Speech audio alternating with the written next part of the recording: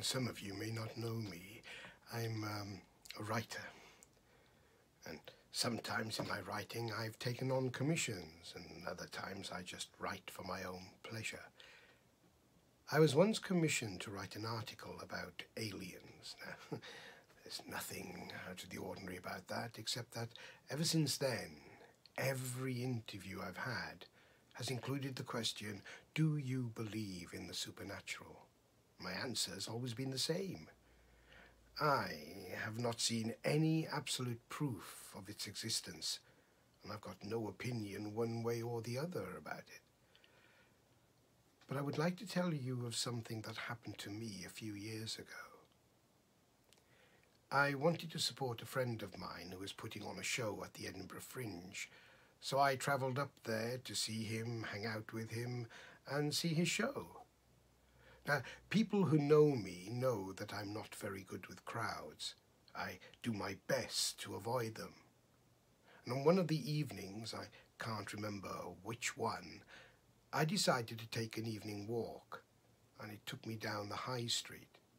And by the time I reached Mercat Cross, for those of you who know Edinburgh will know where that is, for me there were still too many people around. So I decided to see if I could seek refuge near the cathedral.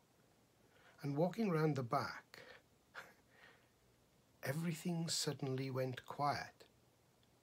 And I ended up standing in what was a beautifully kept green.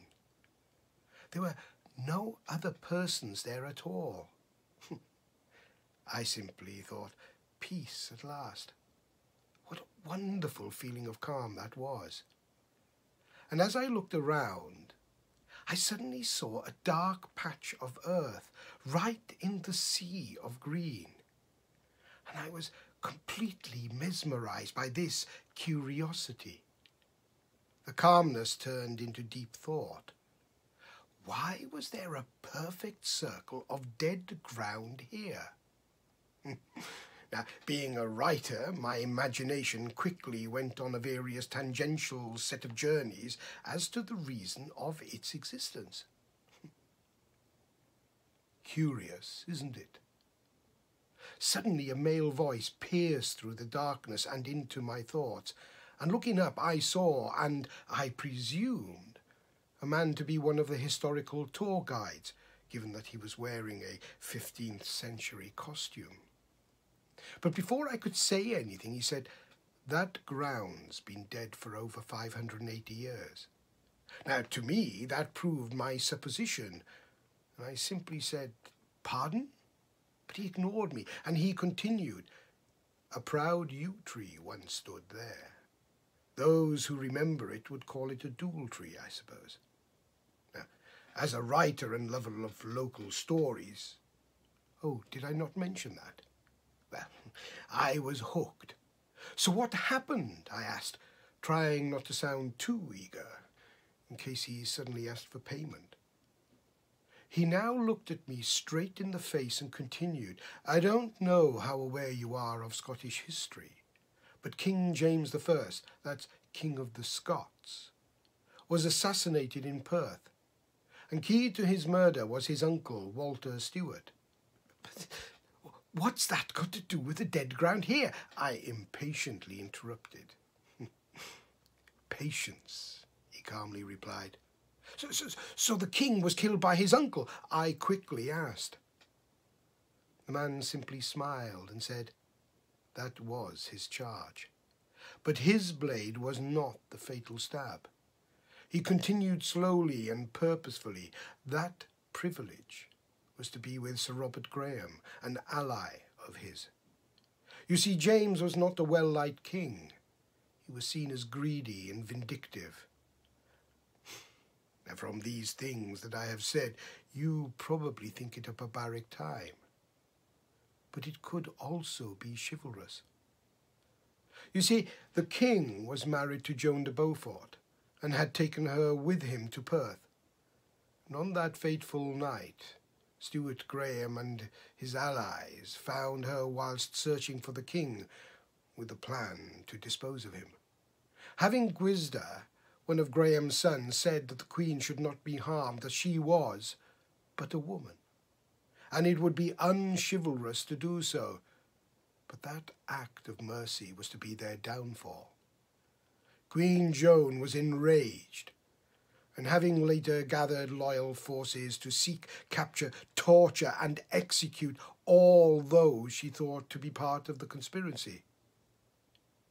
Now, I'm now feeling a little frustrated, as I was still no nearer to understanding what this has got to do with the dead circle of earth in Edinburgh.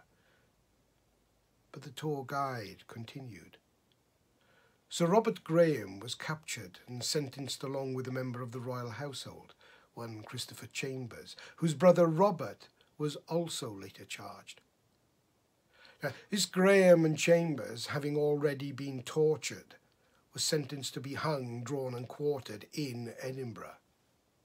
Now, there was a cross near the church, where they would normally be hangings.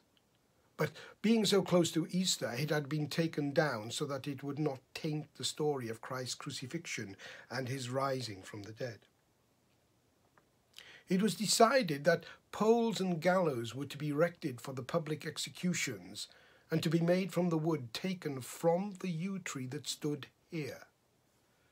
That is why it became known as the Dual Tree. Both men did suffer enormous torture before the public spectacle. Chambers's head and right hand were fixed on a spear and set up in the city for all to see.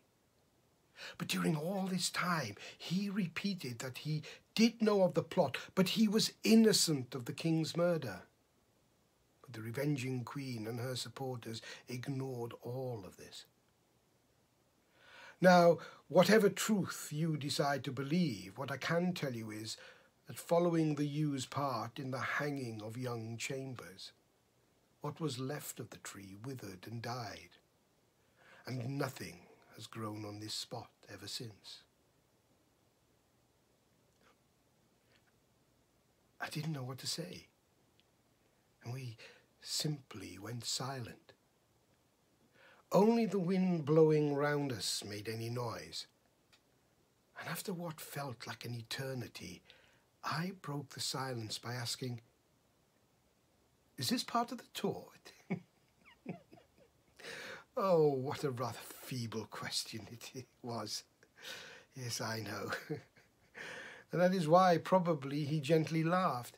He simply said in a calm, cold voice, a voice that sent shivers up my spine, "I only seek to tell the story to the sons and daughters of the Stuarts, so they know their own history and their part in it." Now, nervously, I started to say, but I'm not, but he quickly interrupted. "Oh, but you are."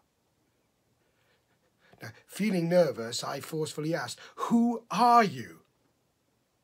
And in his now familiar, calm voice, he said, "Me? My name is Christopher Chambers." Taken aback and stunned into silence, thinking that this was a dramatic climax, in the second when I had glanced down into the dark circle and up again, he was gone, and the air was silent. And in a semi-dream state, I walked to the corner of the cathedral and paused. A thought suddenly entered my head, and I turned around, but the green was gone.